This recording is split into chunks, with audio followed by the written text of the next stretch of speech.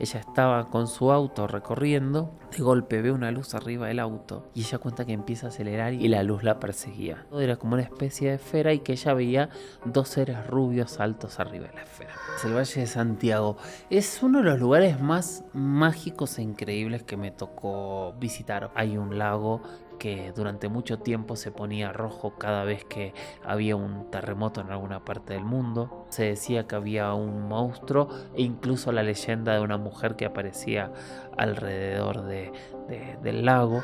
Un santo que tiene una epifanía habla del monstruo en el lago. Y a partir de ahí hay relatos constantemente de gente que ve el monstruo en el lago. Cuando vas a los relatos y a las historias del Mapinguari, en realidad hablan de que es un brujo que se transforma en animal para proteger a la naturaleza.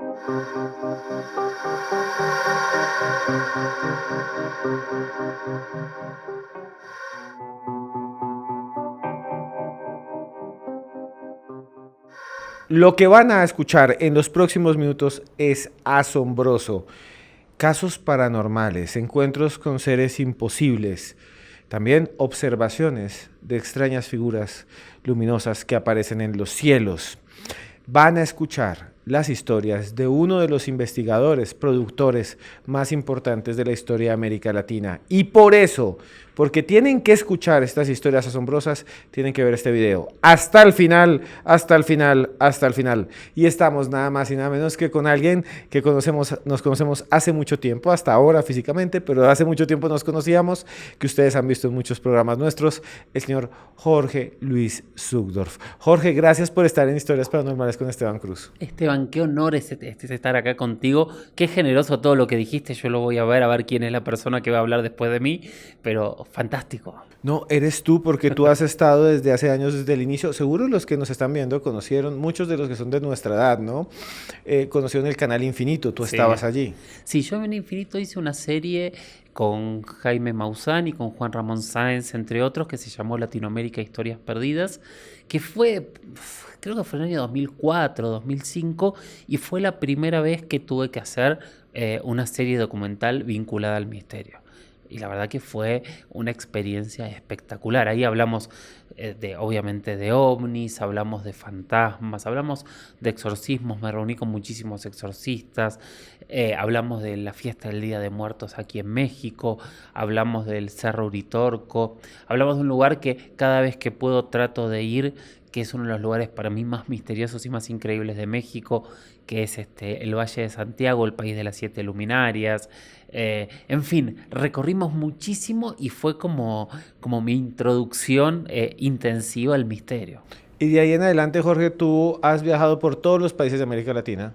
Conoces prácticamente casi, yo creo que el 90 y algo por ciento de los casos. Te faltarán muy pocos por entrevistar a los testigos, protagonistas. Y has hecho una gran cantidad de series.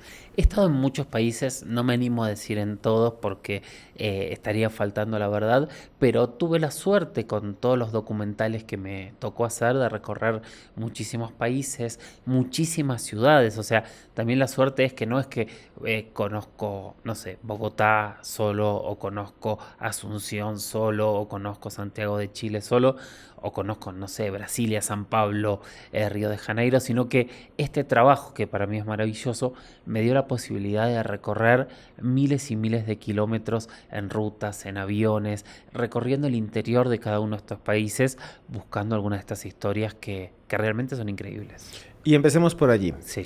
Jorge, ¿cuál es la primera historia que tú dirías, quieres que conozcan todos los que nos están viendo? Que digas, mira, aquí en América Latina, este caso que yo investigué, que estuve en contacto, que hablé con los testigos, me pareció realmente asombroso. Alguno de lo que tú digas, esto sí no es algo que simplemente es un titular de la noticia, no, aquí sí está sucediendo o sucedió algo asombroso. Hay muchísimos que tienen que ver con muchas cosas. Sin dudas me gustaría hablarte de exorcismos, pero automáticamente cuando a mí me hacen esa pregunta, yo no tengo dudas en elegir un caso. y nunca dudo de cuál es el caso más asombroso que me tocó estar e ir, que lo hemos hablado nosotros muchas veces, que es el caso de Isla Colares, el caso de Operación Prato, de los Chupa Chupa, este fenómeno tan extraño que ocurrió en la Amazonía brasileña en el año 1977, en una isla, justamente la isla Colares, que es una isla que está en un afluente del río Amazonas, a unos ciento y algo de kilómetros ya de su desembocadura en el océano, muy cerca de la ciudad de Belén do Pará, que es justamente la capital del estado de Pará, y que era una isla en ese momento de pescadores, muy pequeña, con una población muy chiquita, y que de golpe un día regresa un señor al pueblo, un pescador, y dice que le había aparecido una luz arriba de la cabeza, que lo había paralizado, que de golpe del centro de esa luz había bajado algo. Algunos decían que era una luz más pequeña, otros que era una especie de tubo, y que le había o chupado sangre o quemado, y después lo había soltado. Tenía una quemadura este señor, y eso yo lo comprobé. Me imagino que este primer señor que apareció habrán dicho pobre borracho, o pobre loco, o vaya a saber uno. Pero pocos días después apareció una segunda persona diciendo lo mismo, y otra vez con una quemadura. Y a los días una tercera y una cuarta, y la gente se empezó a asustar, y una quinta y una sexta, cada vez más. Y de golpe, en medio de toda esa paranoia, en donde realmente empezó a haber mucho miedo, aparece una persona tan quemada que se murió. Se armó tal caos, tal terror, tal paranoia en la isla, que lo que dicen los relatos, no he encontrado las pruebas para saber exactamente hasta dónde es cierto, pero entre el 70 y el 80% de la población de la isla se fue. Dejaron a la isla prácticamente desierta, con muy poca gente. Quedó la médica que estaba curando a los heridos, que era justamente una médica residente muy joven que estaba en el puesto sanitario. Quedaron algunos pescadores y algunas personas más, y el resto de la población se fue. Lo que pasa es que cuando se va la población, llega una sección, una comisión de la Fuerza Aérea de Brasil. Es una isla que está desconectada del continente, o sea, la única forma de llegar, que nos pasa en muchos lugares de nuestros países, es a través de un barco, de estas balsas donde incluso se pueden subir los autos y cruzar. Así que me imagino que no había forma de que estos soldados entrasen de una manera discreta, aunque la población está del otro lado de la isla, es distinto.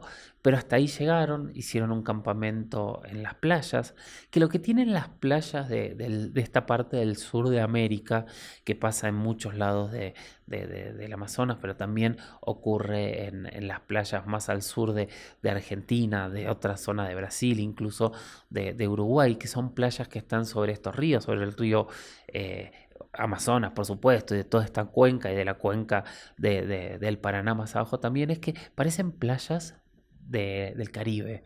Tienen arenas muy blancas, palmeras. La diferencia es que en vez de tener un mar turquesa azul, ves una monstruosidad de agua negra que se mueve a una velocidad que es realmente hipnótica. Bueno, ahí se quedaron meses estos soldados. Estos pilotos, estos soldados, está bien dicho. Se quedaron en las playas donde había ocurrido estos primeros avistamientos. Casi no hubo contacto con la poca sociedad que quedaba. No decían nada. Pasaron los meses, estuvieron creo que alrededor de 4 meses, y un día levantan todo el campamento y se van. Me imagino que los pobladores se habrán preguntado qué pasó, pero la verdad que no encontré nadie que me cuente si había llegado a una conclusión. Poco a poco la gente tenía que regresar a sus casas, empezaron a volver, la vida volvió a la normalidad, incluso los quemados volvieron a la normalidad. El caso quedó en la historia como los Chupa Chupa, y de alguna manera la isla empezó a forjarse una cuestión que tenía que ver con el fenómeno. Pasa el tiempo, estamos hablando de esto fue en el 77, en el año 90, mediados de los 90, 94, 95, 94, me parece que si no me falla la memoria.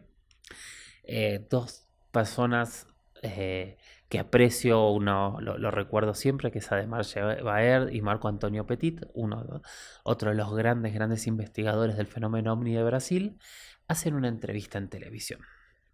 Señor, vestido con un ropaje naranja, muy extraño. Holanda se presenta de nombre y él cuenta que fue el responsable de toda esta operación en la isla. Cuenta que él vio las naves, que él vio seres y que incluso se comunicó con estos seres. Hace algunos dibujos, muestra algunos elementos. E increíble o sorprendentemente después, 15 días después de dar esta entrevista, aparece sin vida, colgado de una manera muy extraña de su cama. Yo pregunté, ¿tiene que ver con el caso? La gran mayoría me dijo no, tenía otros problemas que fueron, pero bueno, contar esta historia y que pase eso es realmente sorprendente. Ya ahí terminaríamos con, yo creo que una de las historias más fuertes y más interesantes que yo he escuchado en mi vida, pero no termina ahí la historia. Algunos años después, creo que fue en el 97, perdón, lo de esta entrevista, porque en el 2007, algunos años después, no, perdón, estoy muy mal con las fechas hoy, es 94 y 2004, estos ufólogos de Brasil, junto a otros ufólogos, empiezan una organización que se llamó CLIG, que era Libertad de Información Ya. CLIG fue un movimiento en donde los ufólogos de Brasil le exigieron al gobierno, a las Fuerzas Armadas y a diferentes fuerzas que ellos sabían o suponían que habían investigado el fenómeno ovni, que desclasificasen los casos que habían investigado. Fue un movimiento muy fuerte y muy exitoso. Entre otras cosas, lograron que la Fuerza Aérea desclasificase fojas y fojas de investigaciones ovnis que habían realizado. Hay casos súper interesantes en esas hojas, incluso muchos que al día de hoy no se conocen. De hecho, estaba todo el modo en que ellos trabajaban incluso con un dibujante tipo los criminalistas que dibujaba lo que los testigos les iban planteando. Había un trabajo muy serio que estaban haciendo. Bueno, pero entre esos casos, el caso que desclasifican es el de Isla Colares. ¿Qué desclasifican? Desclasifican fotos, que se ven luces que están en todos lados, hoy se ven por todos lados. Desclasifican algunas fotos de testigos todavía con las marcas en ese momento mostrando las quemaduras que tenían. Y desclasifican hojas y hojas de información, desclasifican algunos dibujos de lo que habían visto. O sea, de alguna manera confirman que el caso había existido. Lo cual es una locura, o sea, pensemos, estamos en una isla, en medio de la nada, en medio de la selva, aparece una luz en el cielo, te paraliza, no te podés mover, baja otra luz, te quema o te saca sangre y se va. Es una película, o sea, esto, si lo contás que te pasó, no sé, en medio de una calle en Bogotá, o en medio de una calle en Ciudad de México, o en medio de una calle en Buenos Aires, no lo crees. Pero estaban los testigos, estaba este señor que confirmaba la historia y estaban los documentos oficiales que decían nosotros investigamos este caso.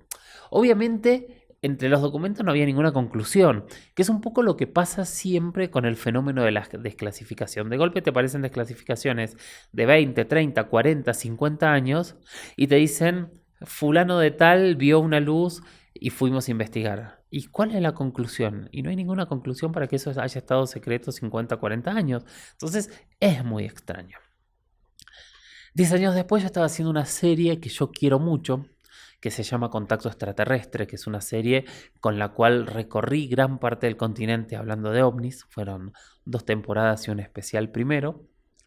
Y junto a Ademar Baer y a mi equipo de producción decidimos ir a la isla. Recuerdo que llegamos a Belén, que es una ciudad muy, muy hermosa y muy extraña. Todo en el Amazonas brasileño es extraño, es raro. O sea, los insectos son distintos, los sabores de las comidas son diferentes, el calor todo es distinto. Todo es, para alguien que no es de esta zona, es exótico. Estás en medio de la selva más extraña y en teoría más impenetrable del planeta. Bueno, llegamos a esta ciudad que yo Y acá a mí me hizo acordar tanto, por ahí estoy totalmente equivocado, pero después de haber leído libros como, no sé, los libros de Henning Mankell, yo me parecía que estaba en una colonia portuguesa en África. Porque era ese tipo de construcción, por lo menos no estuve nunca en una colonia portuguesa en África, pero la genial pluma de Mankell era justamente lo que describía y lo que yo veía alrededor.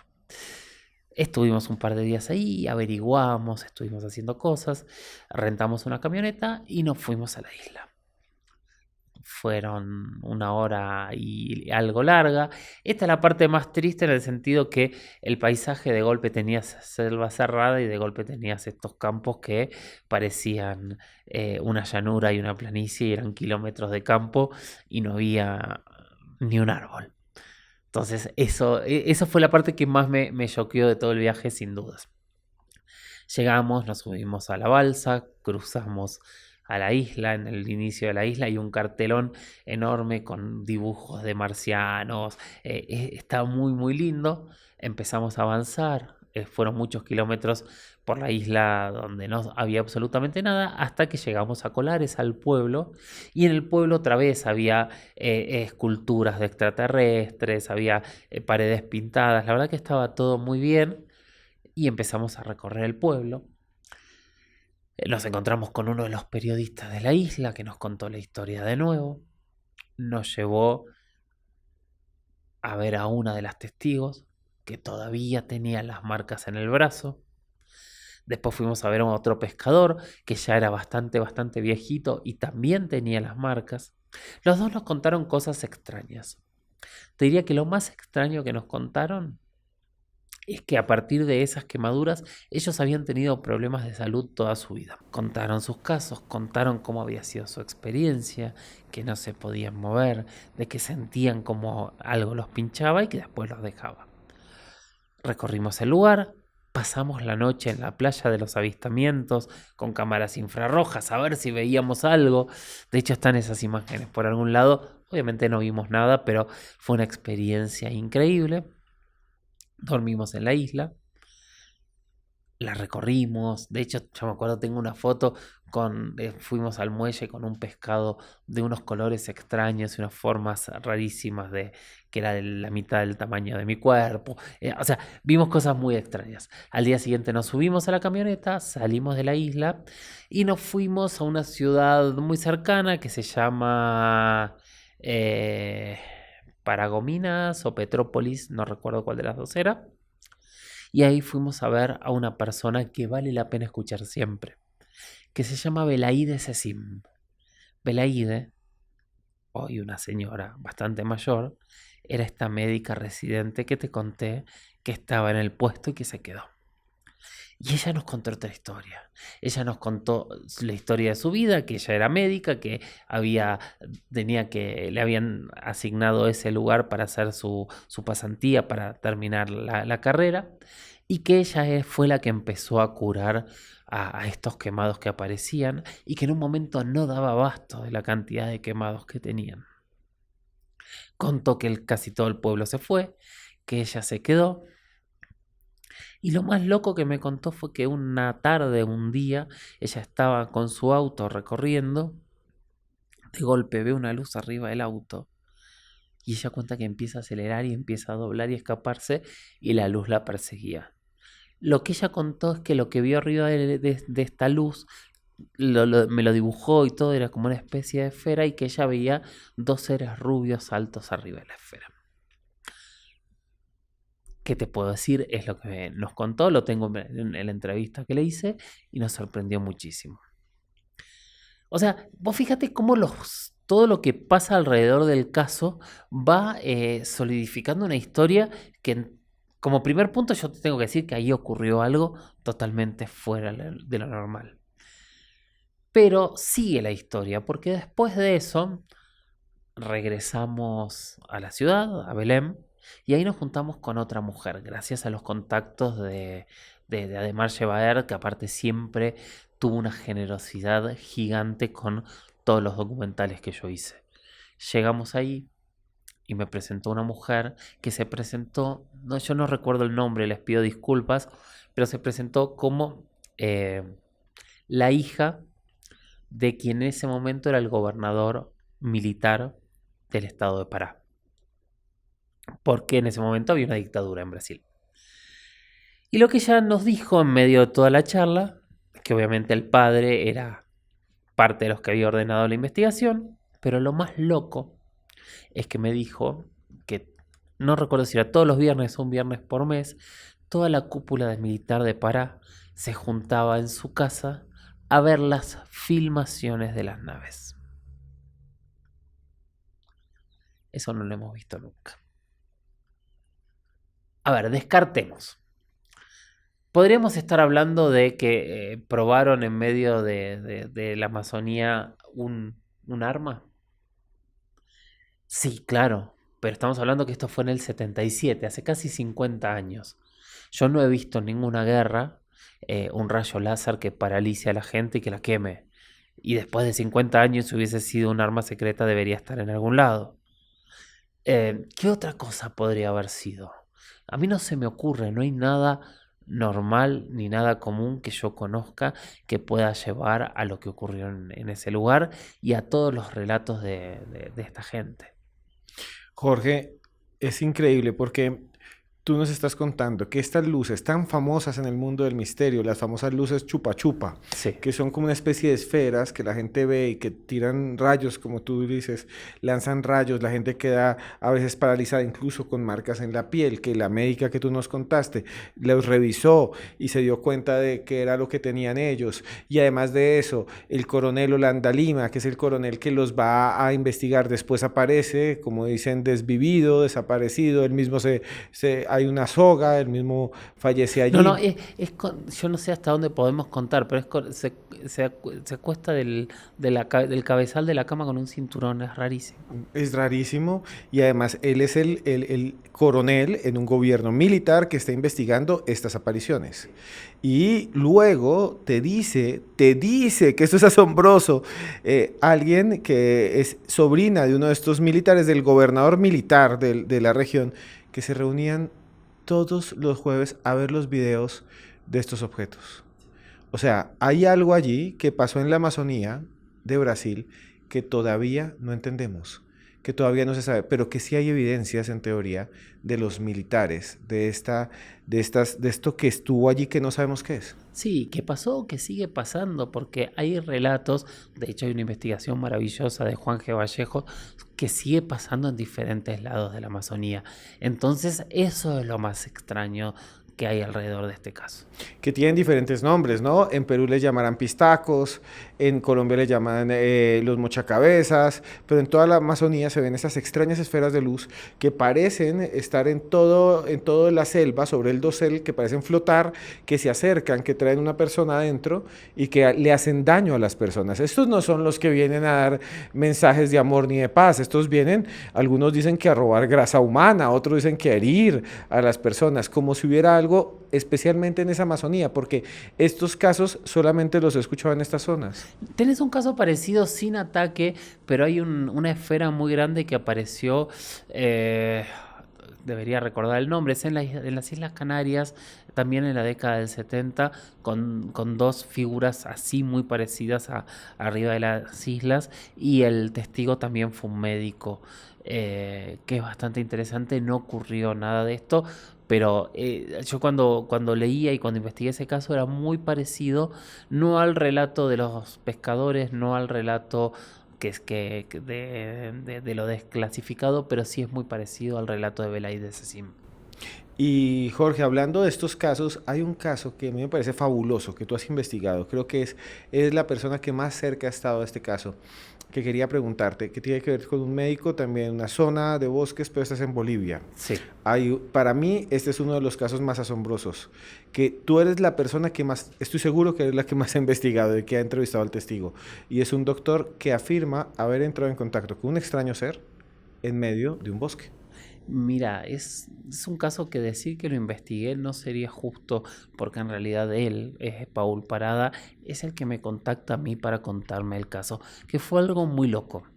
Hace algunos años, que habrá sido 2020, 2021, yo me acuerdo que estaba de vacaciones en la provincia de Salta, en Argentina, y me llega un mail. al mail de mi podcast de La Huella OVNI, con un mail larguísimo, con fotos, con material adjunto, y yo me puse a leer. Y era el mail de Paul Parada diciéndome que quería contarme su historia, su experiencia, que él no estaba acostumbrado a vivir o a relacionarse con temas en torno al fenómeno ovni, pero que después de lo que le había pasado, él escuchaba podcasts y trataba de informarse y que le había gustado mucho el mío y que mi voz lo tranquilizaba. Nada, me contó algunas cosas y me contó la historia. La historia me pareció increíble. De hecho, me pasó fotos del lugar, me pasó su título de médico para decirme soy médico de verdad, me pasó un montón de cosas. Le escribo, le digo, estoy de vacaciones, esto es increíble, decime cuándo te puedo llamar, y le pasé el teléfono. Yo creo que hablamos esa misma noche y me contó exactamente lo mismo. Pero no me lo contó de memoria. O sea, a mí lo primero que me llamó la atención de Paul era la cantidad de detalles. Paul lo que me contó es que fue en el año 2019, que estaba en uno de estos enormes incendios que se dan en Bolivia, que se dan lamentablemente cada vez en nuestros países, en más lugares. Y que él como médico también es bombero voluntario y que era parte de una cuadrilla que estaba combatiendo un incendio muy grande donde había cuadrillas de bomberos de distintos países, de toda América, de Europa. O sea, era muy grande y había mucha gente trabajando. Una de esas noches, él decide quedarse en el puesto de guardia, sale todo su equipo con un segundo médico que es su hermano y él se queda solo. En medio de la noche estaba ahí y de golpe ve una persona acercarse. Una persona que él cuenta que era alto, rubio, y que tenía una manta, un poncho con la figura del presidente de ese momento en Bolivia. O sea que eran las mantas que estaban repartiendo entre los bomberos para no tener frío. Se le acerca, lo ve. Él cuenta que le habla en un español perfecto, que, que le cuenta que necesita ayuda. eh, Paul se presenta, además, se saca la manta y lo que dice es que debajo tiene un traje muy extraño, un traje como de licra, muy pegado al cuerpo, todo azul, con puntos y rayas alrededor, que le llamó la atención, pero él dice, será algún tipo de traje ignífugo, porque él lo veía como un europeo del primer mundo, será algún tipo de traje nuevo. Sí, bueno, no le llamó la atención. Y en un momento, este señor, vamos a llamarlo señor, se baja el traje para mostrarle qué es lo que tenía, y tenía un tajo muy grande en el brazo. Lo primero que a Paul le llama la atención es que el traje no tenía mancha. O sea, no había pasado, tenía una lastimadura grande y no había pasado la... Y entonces él le dice, ¿qué te hiciste, hermano?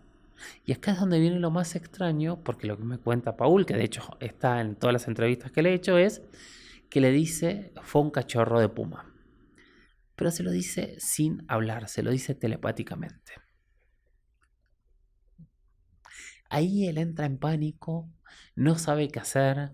Al final terminan entrando porque lo tiene que atender, es médico por sobre todas las cosas, está más de 40 minutos cosiéndolo, suturando, arreglando esta herida que tenía. Y en todo ese momento él trataba de no pensar porque no sabía si esta persona se podía meter en su cabeza, cómo era. De hecho termina diciéndole tranquilo y hasta le da su nombre. Y cuando termina de coserlo, lo que cuenta Paul es que él le pide que lo acompañe afuera, le baja un poco la presión, lo lleva del brazo. Y cuando sale él ve un objeto arriba de los árboles. Él contaba que era del tamaño de un ómnibus. Y debajo veía unos seres medios, no quiero faltar a la verdad, porque él no decía grises, sino que los decía como más medios verdosos, grises, pero que Paul decía que para él no tenían vida, que para él eran robots. Se asusta mucho, se va adentro y lo próximo que se acuerda que es de día. Guarda las gasas con la sangre que tenía, que es su evidencia de que algo extraño pasa, y a partir de ahí empieza una historia que es donde él me contacta para ver qué hacer. Y hubo un trabajo de mucho tiempo para investigar esas En este momento se está empezando a investigar, todavía no hay conclusiones, pero yo creo que prontito va a empezar a haber conclusiones de qué pasó. Ahora, las conclusiones pueden ser tan amplias que puede llamar muchísimo la atención lo que pase con este caso. Yo lo he entrevistado muchas veces, hablo con él, no sé si todas las semanas, pero prácticamente todas las semanas desde aquel momento. Eh, yo le creo. No sé qué es. Vos sabés que mi postura es, yo no creo, no planteo que todo lo inexplicable o todos los ovnis son extraterrestres porque no lo sé. Sí sé que son ovnis. No sé cuál es la procedencia y yo creo que a Paul le pasó algo único, algo inexplicable, algo increíble y que él, con un grupo de gente que lo estamos acompañando, estamos tratar de entender a ver si logramos tener una explicación, especialmente y primero por él, porque él necesita entender qué es lo que pasó. Lo interesante es que él sabe que lo que pasó es real, tiene muchos elementos para plantear que lo que le pasó es real. De hecho, es una persona que le cuesta hablar de esto. La primera vez que hicimos una entrevista un poquito más masiva, o sea, mi canal es muy chiquito en ese sentido, pero cuando hicimos una entrevista un poco más masiva en el canal de Johanan Díaz, tuvo muchos problemas en donde trabajaba, lo empezaron a seguir los medios. Paramos, estuvimos muchos meses sin hacer nada, después empezamos a hablar muy de a poquito. Él empezó a responderle a la gente que escribía comentarios en las entrevistas que yo había subido en mi canal y poquito a poquito está avanzando en un caso que es fuertísimo y ojalá podamos llegar a una explicación. Por un lado, todos queremos tener una explicación de todo esto, tener pruebas, tratar de entender, pero por sobre todas las cosas porque él lo necesita. Y es un caso asombroso, Jorge, porque como lo has contado, es un médico que de repente, en medio de un incendio, aparece una persona. Médico y bombero, o sea, es Médico y una bombero. persona preparada para manejarse en tragedias y en situaciones extremas. Y este médico y bombero, como dices, se encuentra con un hombre herido que se comunica telepáticamente. Sí. Y después viene todo esto. Pero tú me hablaste al comienzo de esta charla de un lugar que te encanta. Un lugar que sigue siendo un misterio. Un lugar donde supuestamente se cultivaban repollos, tomates gigantes en México. Es uno de los casos más asombrosos de la historia del misterio, porque incluye un montón de fenómenos y hay unas fotografías que son asombrosas que muestran por allí unas hortalizas gigantes. ¿Qué fue lo que pasó en ese valle en México y por qué hablan de esto que son hortalizas monstruosas que todavía siguen siendo un enigma, ¿no? El país de las 7 luminarias, el Valle de Santiago, es uno de los lugares más mágicos e increíbles que me tocó visitar. Fui varias veces. La primera vez que hice un documental sobre el Valle de Santiago fue justamente para esta serie que te decía, para Infinito. Después lo repetí y volvimos a hacer El País de las 7 Luminarias para Inexplicable en la segunda temporada o la tercera temporada en History Channel. No, la primera temporada, en el capítulo que eran lugares imposibles o increíbles, que era el País de las 7 Luminarias, era la zona del silencio, eran 2 o 3 lugares más. Tiene varios misterios el Valle de Santiago. Lo primero que te podría nombrar para ir de lo más antiguo a lo más moderno es sus 7 volcanes, que según Guadalupe Rivera, la hija de Diego Rivera, tienen la misma forma que la Osa Mayor. Esos 7 volcanes son muy extraños y en cada uno pasa algo distinto. En uno hay un lago que durante mucho tiempo se ponía rojo cada vez que había un terremoto en alguna parte del mundo. Muchas veces se puso rojo el lago y después ocurrió un terremoto muy grande. En otro se decía que había un monstruo e incluso la leyenda de una mujer que aparecía alrededor del lago. Otro parece Marte, es increíble, o la Luna si querés. En otro hay un pueblo adentro del cráter del volcán. Y todo alrededor de todo esto ocurren diferentes misterios constantemente. Óscar Arredondo, que es quien más investigó este lugar y es el fotógrafo local de ahí. Tiene muchísimas fotos extrañas, muchas fotos de luces y de ovnis que él tomó en los cielos de toda esta zona. Y después está el caso más famoso, que es el caso de las verduras gigantes, que empezó a ocurrir en el año 77. Don Carmen era un agricultor que trabajaba con su familia y en un momento empezó a cultivar en su parcela diferentes verduras de tamaños descomunales. Hay fotos que están por todos lados de maíz, de hojas de maíz de varios metros de altura, betabeles o remolachas del tamaño de la cabeza de una persona, y así muchísimas verduras, cebollas gigantes, unos zapallos que entraban 2 por camioneta. Era una locura. Estas verduras eran reales, las fotos no eran trucadas. Y empezaron a pasar muchas cosas porque lo empezaron a anunciar como que ellos tenían la clave para acabar con el hambre en el mundo. Y se empezó a investigar. Y de hecho, un grupo de científicos, incluso en un momento hasta los desafió a cultivar en las parcelas de al lado a ver si lograban los mismos efectos, y no los lograban. Todo terminaba siendo un misterio, ¿no? Porque nadie sabía cómo las había hecho, si había una receta extraterrestre, si pasaba algo con el lugar, si había algo extraño, nunca se supo. Yo estuve ahí por primera vez en el año 2006, 2007, y yo vi verduras gigantes, no de ese tamaño, pero sí vi betabeles del doble o del triple. Betabeles son remolachas, no sé cómo le dicen en Colombia. Remolachas. Acá en México le dicen betabeles, en Argentina también es remolacha. Remolachas de este tamaño vi. Increíble. No me animo a comerlas. Y vi muchas verduras de este tamaño, que la verdad que me llamó la atención. Las fotos que se ven eran el doble de lo que yo vi en ese momento. Yo recuerdo que charlando con Óscar Arredondo, él hablaba de una receta extraterrestre o algo que tenía que ver con eso. Una de esas charlas que tuve con Don Carmen, él nos habló de otra cosa. Él nos habló de algún científico alemán que se había acercado y le había dado una receta. Esto me lo contó en medio de muchas otras cosas que me fue diciendo. No podría decirte si es verdad o no. Pero lo que pasa en esta zona es que hay demasiados misterios uno atrás de otro. ¿Qué pasó con las verduras gigantes?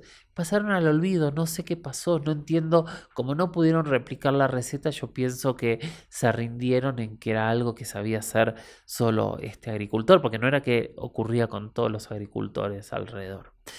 Y nunca sabremos qué pasó.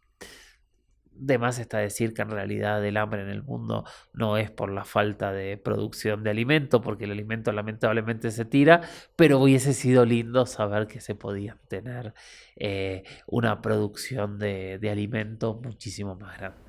Y es que es asombroso, Jorge, porque se ve realmente un coliflor gigante, Sí. una remolacha del tamaño prácticamente una llanta de tractor. Eso es unas cosas gigantes, unos maíces que podrían ser...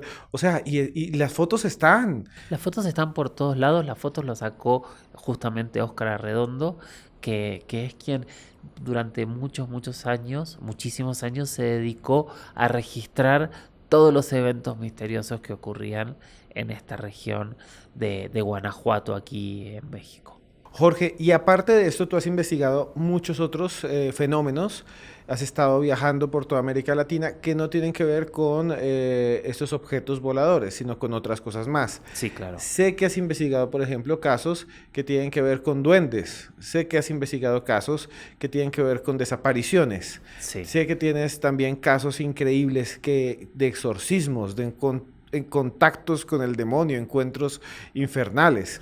Sí. ¿Nos podrías contar alguno de esos casos que ya no tienen que ver con la ufología, sino con otras que tú digas, este sí es algo que me habla de lo invisible, de esos mundos posibles? Déjame linkearte a otro caso que no tiene que ver con eso, pero que tiene que ver. Vamos pero para es así allá. de rebelde que soy. No importa, vamos para allá. ¿Qué son los monstruos? ¿Qué es la criptozoología?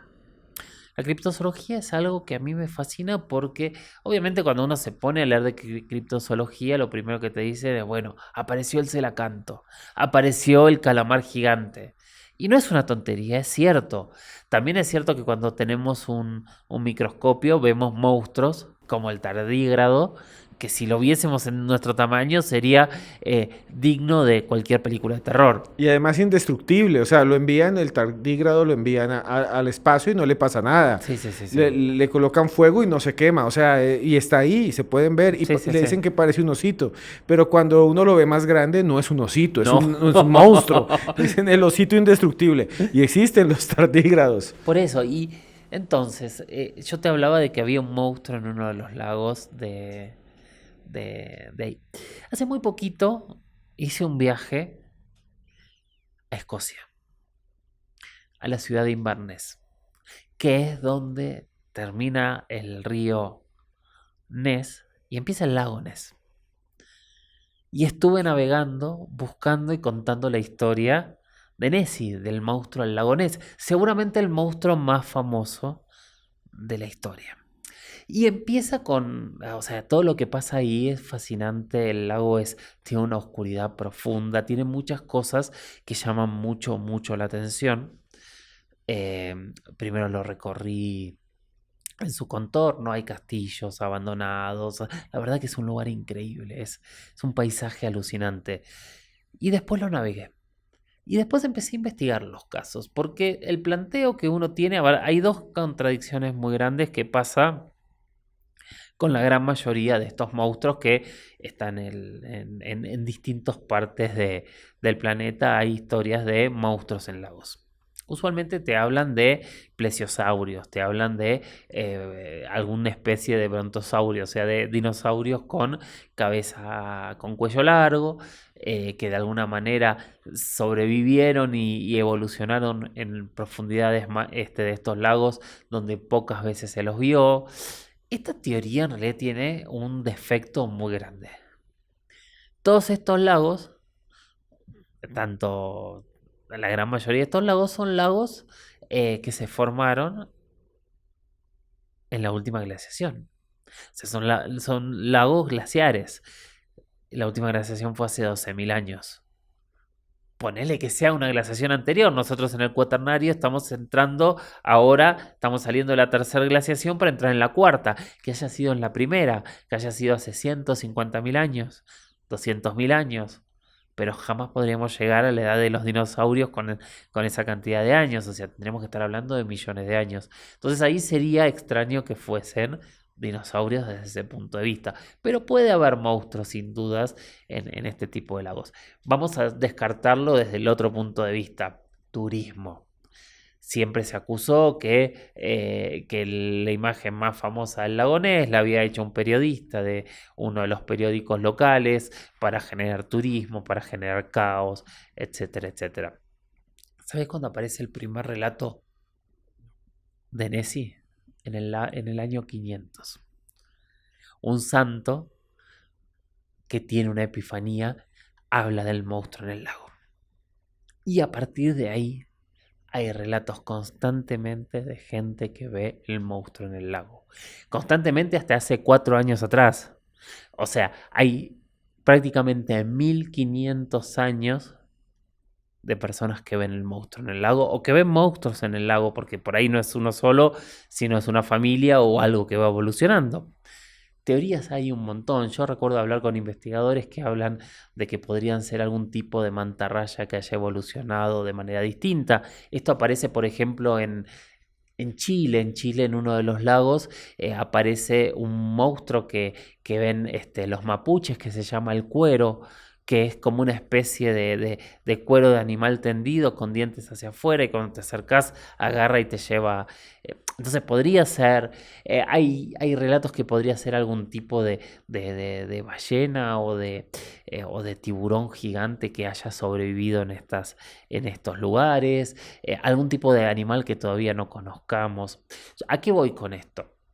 El lago se buscó Hay cientos de historias, de hecho están hasta los submarinos caseros que hacían los escoceses para meterse al lago y tratar de encontrarlo. Se lo buscó por todos lados y nunca se encontró nada. Siguen apareciendo algunos relatos, pero nunca se lo vio con pruebas totalmente indiscutibles. Pero ¿cómo puede ser que haya tantos relatos de monstruos en diferentes lagos del planeta y que todos coincidan incluso en lugares donde por ahí hubo 10, 12, 15 mil años de no contacto entre los que cuentan de un lado y del otro? Entonces, para mí son temas que por lo menos merecen la duda a investigar, no descartar el turismo. Que seguramente hay muchas de esas fotos que fueron turismo, sin dudas. Hay mucha movida alrededor del turismo, pero cuando vas a la génesis de estas historias, son mucho más antiguas que el turismo. Jorge, es increíble lo de los monstruos lacustres, esos monstruos que están Sí. en los lagos, porque no solo están ese que tú recorriste, tú fuiste al lago Ness, lo buscaste, pero también sé que tú has trabajado, has hecho investigación, has hecho documentales en otros lagos que ya no son europeos, sino que están aquí. Sé, por ejemplo, que en Paraguay se habla de un monstruo de un lago, que se habla en la Amazonía de una serpiente anaconda gigante, que muchos La indígenas dicen boitata. la boitata, que dicen, o la yacumama O también, Yakumama, que ese es el mismo sal. que dicen que ha roto la selva y que se ven a veces caminos enteros por donde pasa, tumbando los árboles. Pero hay uno que yo sé que conoces muy bien, porque es de tu país en parte, con Chile, que es el Nahuelito, el monstruo del lago Nahuel, que es como el Nessie latinoamericano, porque es muy famoso. Y hay gente que dice que lo ha grabado o que lo ha visto. ¿Tú conoces algo del Nahuelito? El Nahuelito es el monstruo que aparece en el lago Nahuel Huapi, que es el lago que está al pie de la ciudad de Bariloche, en Argentina. Es un relato que se vincula mucho al relato del cuero que te decía. Es un relato que aparece hace mucho tiempo, en la década del 20, si no me falla la memoria. Si no, disculpen, busquen las fechas bien, pero son demasiadas fechas las que estoy dando. El director del museo del Zoológico de Buenos Aires, Clemente Onelli, decide hacer una expedición para ir a buscarlo. Él plantea la hipótesis de que es un plesiosaurio, van al lugar, no encuentran nada, pero dice que lo encuentran y después termina haciendo un chiste en la ciudad de Buenos Aires llevando un dinosaurio de papel maché por las calles. Más allá de la burla, desde mucho tiempo antes hasta hace muy poco, hay mucha gente que ve el monstruo en el lago. De hecho, hice varios documentales en donde me he encontrado con distintos testigos contándome cómo de golpe ven una aleta gigante salir y meterse en el lago. Otros hablan de algo que parece como una especie de serpiente gigante zigzagueando en el lago. A ver, el último que hice, que fue para Inexplicable también, era una pareja, ella o el periodista, perdón, no lo recuerdo, que hay un video de lo que estaban viendo. Hace muchos años recuerdo un inmigrante suizo que tuve que tener una charla de fácil 2 horas con ciervo ahumado y cerveza, tratando de convencerlo de que aparezca en cámara contándolo, que al final lo logré. Al final contó qué era lo que había visto. O sea, hay muchas historias.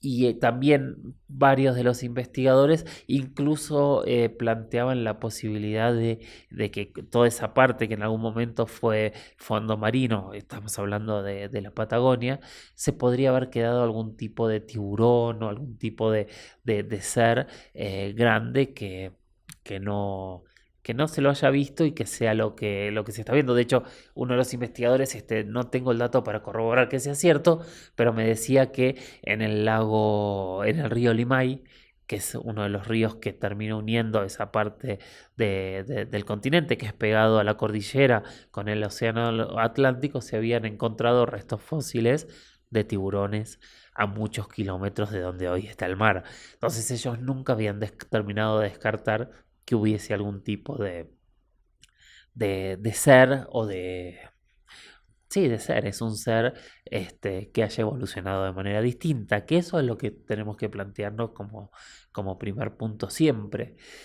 Ahora, el lago Nahuel Huapi es muy grande, hasta hace muy poquitos años ni siquiera tenían definido cuál era la profundidad, hoy sí está definida esa profundidad, pero tampoco nunca se lo pudo investigar completamente. Jorge, y es que voy a decir algo aquí que no es tan paranormal, pero que a mí me aterra, seguro conoces este caso, nunca hemos hablado de él. Antes de que nos cuentes ahora sí más tarde de duendes, porque estoy que escucho tus historias de duendes, si las tienes, que estoy seguro que sí. Y es que yo recuerdo alguna vez que fui a Argentina, que me habían dicho que habían encontrado en una cueva que le llaman la cueva del Miltodonte como un pelo, como la lana, como el cuero de un animal que nadie sabía qué era y cuando se dieron cuenta era un cuero momificado de un animal que ya no existe, una criatura que era como una especie de oso gigante, el miltodonte. Gliptodonte. Eso, y que lo han buscado por todas partes, pero tienen la piel y lo tienen en un museo en Buenos Aires.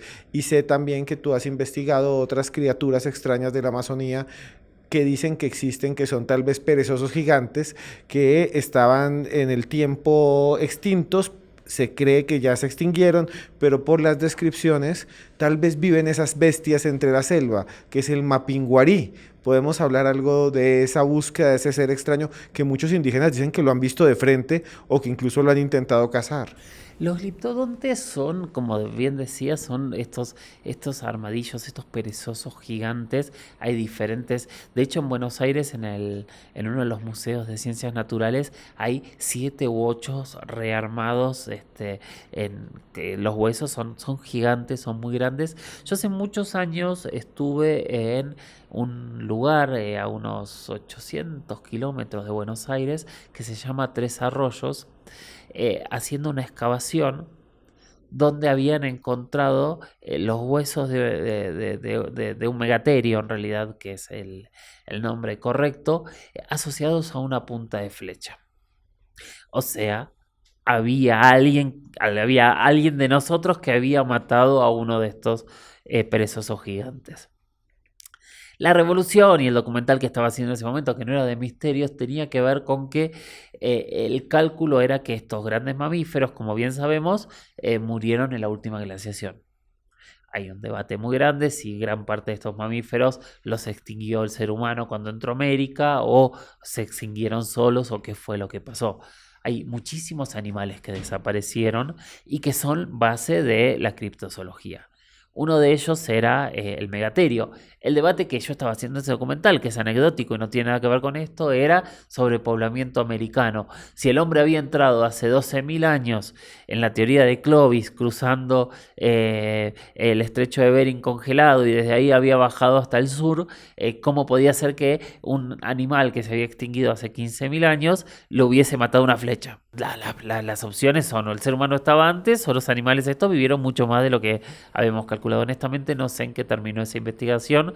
Debería ver si contacto a alguien porque estoy hablando de algo que hice hace unos 15, 20 años o más. Los megaterios empiezan a aparecer como diferentes relatos, sobre todo con el Mapinguarí, por supuesto, pero con otros seres que se van viendo en diferentes zonas del norte de Argentina hacia arriba. Eh, Hay un relato en toda la zona de las cataratas del Iguazú de un ser que se llama el salvaje, que tiene una descripción muy parecida. Algunos lo describen como un ser humano, pero con los pies al revés, con el estómago abierto y muy, muy peludo. Que es un poco cuando vas a los relatos y a las historias del Mapinguarí, en realidad hablan de que es un brujo que se transforma en animal para proteger a la naturaleza, algo muy parecido a lo que aquí en México se llaman nahuales, que son también hechiceros brujos que se transforman en animales. Este sería un hechicero que defiende a la naturaleza, eso es el Mapinguarí. Pero después hay mucha gente, de hecho hay un par de investigadores súper interesantes que dicen haberlos visto y lo que ellos vieron era una pequeña manada de perezosos gigantes. ¿Quién sabe ¿Qué puede pasar? No lo sabemos, pero volvemos a lo mismo. Nosotros nos creemos que tenemos el mundo totalmente controlado y el avión de Malayan no aparece, así que tan controlado no tenemos el mundo. Claro que sí. Y hay más cosas que uno no encuentra. Hay cosas que todavía no tienen solución ni resolución. Y ahora sí, ya estamos casi llegando al final, pero quiero esta historia porque lo había dicho desde el comienzo y quiero escuchar esas historias que Jorge ha buscado por América Latina. Esta vez sobre esas, puede ser criaturas ya no criptozoológicas. Si tienes alguna de estos encuentros con duendes o exorcismos o monstruos. Tengo de todo. De estos duendes, porque estas historias, lo quiero decir, nuestros seguidores les encantan las historias de duendes. Hay muchas historias de duendes. O sea, a mí me gusta siempre tratar de ir a relatos antiguos en donde pueda haber algo que continúa hasta el día de hoy. Aquí en México hay un debate muy grande, sobre todo en el sur, en toda la cultura maya, en donde los mayas hablaban de unos seres pequeños que son los aluyes, que no está tan claro porque también cuando yo hablaba con algunos antropólogos y arqueólogos, no hay nada escrito sobre estos aluyes, pero hay muchísimo relato verbal de seres pequeños, otra vez guardianes de la naturaleza, que a los que había que pedirles permiso para construir, para tirar un árbol, para vivir, y que eran terribles y de verdad defensores de la naturaleza. De hecho, hay una historia que a mí me llamó mucho la atención, que no tiene tantos años. Y vamos a viajar un poquito al Caribe mexicano, a Cancún. Cuando empiezan a crear Cancún era un lugar que no existía, ¿no? Estamos hablando de, era un lugar de serpientes y selva y pantano. Y de golpe empezaron a construir en este lugar uno de los complejos vacacionales más increíbles del mundo. Hicieron uno de los aeropuertos donde vienen aviones de todo el planeta. Y tuvieron que conectar todo eso. Y lo que contaban en un momento es que hace algunos años quisieron ampliar el puente que conectaba el aeropuerto tanto con la ciudad como para ir para Playa del Carmen, Tulum, etcétera, que era el puente de Nizuc, Cancún. Empezaban a construir el puente, se iban y cuando llegaban al día siguiente todo lo que habían hecho se había roto o las máquinas estaban destruidas o siempre pasaba algo. Y era muy extraño porque no podían avanzar, estaban perdiendo mucho dinero, no sabían qué hacer. Y uno de los obreros en un momento le dice a los ingenieros, es que nadie le pidió permiso a los aluyes. ¿Cómo? Y empiezan a contarle la historia de que estos defensores iban a cuidar el medio ambiente y había que pedirles permiso. Me imagino que habrán pensado que era una tontería, siguieron pasando los días, los accidentes seguían ocurriendo, no se avanzaba y al final decidieron rendirse, llamaron a un chamán maya, hicieron una ceremonia para pedirle permiso a los aluyes, construyeron una pequeña pirámide como ofrenda a los aluyes y terminaron el puente. Hace muy poquito quitaron esa pirámide para hacer una ampliación y empezaron a haber accidentes en el lugar. Pasé hace un par de meses y está la pirámide de nuevo. Creer o reventar. Y hay muchas de estas historias alrededor de estos seres que vienen desde México hasta el sur del continente. En toda la zona guaraní también tenés una enorme cantidad de pequeños seres, algunos que parecen súcubos o íncubos, muchos que terminan culpando de embarazos no deseados y demás. Pero está el Yacyretá, hay un montón de muchos de estos seres. Y por otro lado, hay pueblos que dicen que están totalmente rodeados de estos duendes. Hay símbolos, hay mucha gente que aparece con trenzas que no tenía, caballos que aparecen en las crines con trenzas que no tenían, y cosas que desaparecen y aparecen y que muchas veces se los acusa a estos pequeños seres que algunos han afirmado muchísimas veces haberlos visto, a mí no me tocó nunca. Jorge, es increíble todo lo que me has contado. No te voy a dejar ir sin una historia que a mí me encanta. Y esta es mi historia personal que te quiero preguntar. Porque cuando me la contaste una vez, cuando teníamos un programa que se llama Más Allá, nunca se me ha ido de la forma como me la contaste. En muchas partes de América Latina hay esas figuras, aluches, chaneques, duendes, muquis en Perú, muquis de la montaña, gente menuda, trasgos en España, tienen mucho nombre, que son Sí. siempre estas criaturas, el pombero, también esta criatura entre Paraguay y Argentina y el sur de Brasil. Pero esto es una historia que me parece muy interesante porque mezcla una pasión que a ti te gusta y también le gusta a mi esposa, que es el rock argentino, lo quiero decir aquí al aire, y hay un grupo de rock que se llama Los Enanitos Verdes. Y ese grupo de rock que se llama Los Enanitos Verdes, que tenía un cantante muy, muy, muy talentoso, que era el Marciano, le decían el Marciano Cantero, surge ese nombre por uno de los casos de misterio más renombrados en algún momento en Argentina, que incluye incluso una evidencia fotográfica en un lugar preciso, lleno de misterio, donde supuestamente sale un pequeño humanoide dorado, como una especie. ¿Nos puedes contar esa historia un poco? Todo empieza en Mendoza, que es la ciudad de donde son o eran oriundos los Enanitos Verdes, un grupo que triunfó en todo el continente y que por muchísimos años, estamos en México, ahora vivieron aquí y fue el lugar donde más triunfaron. Marciano toma tanto su nombre como el nombre del grupo de un caso ovni que ocurre en la provincia de Mendoza, en un lugar que se llama Puente del Inca. Puente del Inca era un puente donde se supone que era parte del camino que hacían los incas, que habían llegado hasta la provincia de Mendoza, y donde con los años se había hecho un hotel termal muy famoso que después se terminó cerrando y hoy es un lugar increíble con unas imágenes muy, muy raras y que es camino a la Concagua, que es la montaña más alta de América. La familia del doctor Juan Noviltá, que era un médico muy reputado, que era también profesor universitario, estaban de vacaciones, estaban en este lugar. En ese momento todavía el puente del Inca creo que estaba abierto. Toman una foto y en la esquina izquierda de la foto aparece como esta figura extraña que es muy rara, de verdad es muy rara porque uno puede pensar, puede ser una especie de pareidolia.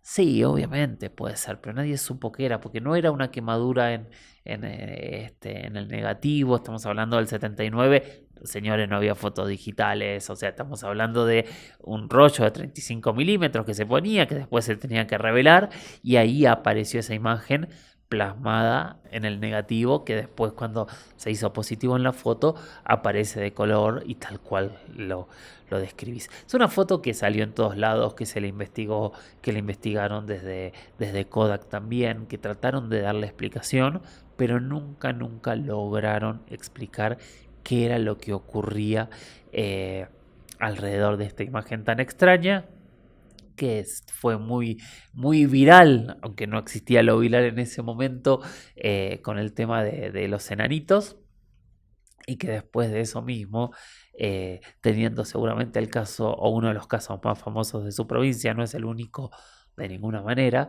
este grupo lo termina catapultando para hacerlo prácticamente inolvidable para todo el continente. Jorge, increíble las historias que nos cuentas, es realmente asombroso. Tienes una memoria increíble y has recorrido toda América Latina. Gracias de corazón por acompañarnos en este capítulo de Historias Paranormales y quisiera antes de despedirme decir mi admiración porque hasta ahora, hasta hace pocas horas nos conocemos físicamente, pero desde hace años nos conocíamos gracias al misterio. Sabes que para mí es un honor y un placer. Sabes lo que disfruto conversar contigo, tanto en cámara como fuera de cámara, y admiro muchísimo, muchísimo tu trabajo y tu mirada académica, tu mirada de investigador, tu mirada de comunicador, de cómo manejas y cómo llevas adelante cada una de estas historias. Así que para mí, yo soy el que de verdad se siente muy honrado, primero de haberte conocido en persona después de tanto tiempo, y segundo de poder estar conversando contigo cara a cara, que hasta ahora siempre fue vía Zoom. Y Jorge, de verdad, muchas gracias. ¿Cómo se llama tu canal? Sé que hay La Huella OVNI, que es el podcast, y sé que muchos lo han escuchado. Aquí hay mucha gente que lo escucha y lo ha escuchado. ¿Cómo pueden buscarte también en redes sociales? Si quieren contarte una historia, si quieren comunicarse contigo. También tienes ahora un podcast en otro canal. ¿Cómo se llama ese programa que estás haciendo de entrevistas y cómo pueden localizarte? Vamos por partes. El Sí. podcast es La Huella OVNI. Poniendo La Huella OVNI, @ La Huella OVNI, también en YouTube van a encontrar mi canal de YouTube. Y estamos armando un podcast distinto que todavía no tiene el nombre. Me imagino que para cuando salga esto ya va a estar el podcast. Yo recomiendo que vayan al canal de Pepe y Chema, que es el productor de este podcast, y ahí van a encontrar, como hayamos terminado de definir el nombre, que yo creo que entre hoy y mañana lo definimos, y dentro de ya muy poquitas semanas vamos a empezar a hablar de esto. Vamos a contar temas específicos, pero desde mis experiencias. Entonces voy a contar cuando estuve en el Área 51 y qué me pasó, voy a contar cuando estuve en Roswell, voy a contar cuando estuve en Isla Colares, voy a contar diferentes casos con exorcismos, con fantasmas, con monstruos, todo lo que me pasó en esta profesión tan maravillosa de ir con una cámara a tratar de registrar y contar cada una de estas historias. Y finalmente, solamente decirte muchas gracias. Se te olvidó una cosa, Sí. tus redes sociales. En Instagram soy @JorgeLuisSOficial.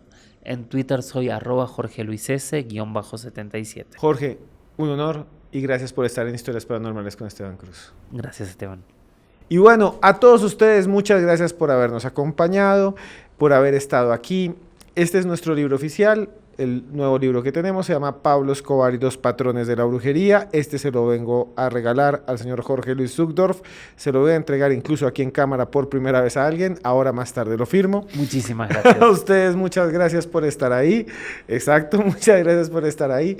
Y les quiero decir 2 cosas. La primera, nosotros trabajamos muy duro para ustedes. Realmente, más que cualquier cosa, más que nos esforzamos mucho, a veces duramos días sin dormir. Está Joana Arenas detrás de cámaras, está mi esposa que siempre me acompaña, están Esteban Gutiérrez que nos ayuda en la edición. A todos ellos muchas gracias. Está la gente de aquí, de Insólita Labs, que es un estudio de grabación en la Ciudad de México donde estamos.